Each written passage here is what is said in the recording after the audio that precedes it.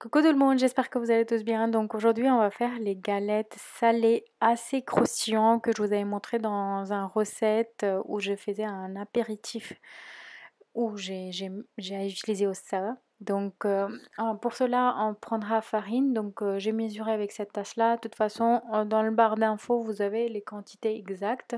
Ensuite, je prends le grain de H20. Donc voilà, vous voyez à peu près, ça je trouve ça dans les magasins indiens pakistanais.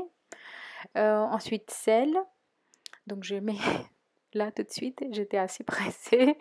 Ensuite c'est le beurre clarifié, donc qui s'appelle aussi ghee.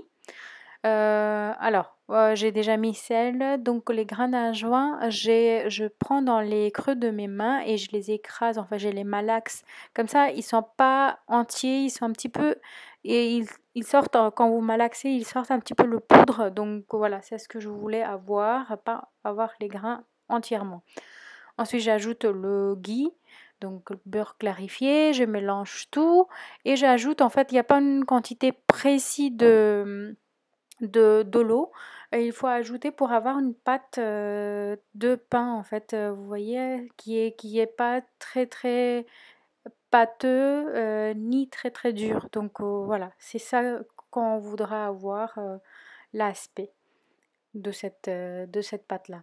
Donc je mélange et une fois qu'en fait tout est bien mélangé, je malaxe en fait avec les mains en appuyant. Dans beaucoup de cuisines, on fait ça en fait pour que la pâte soit bien travaillée. Donc on appuie, on fait des petits massages aux pâtes tout simplement. On fait ça 2 minutes et ensuite on le pose à peu près 5 minutes pour que voilà, elle soit bien aérée. Donc ensuite, je prends voilà, le rouleau à pâtissier et je fais comme le pain pakistanais que je vous ai déjà montré. Donc voilà, un rond bien fin. Donc voilà, j'ai élargi comme je peux.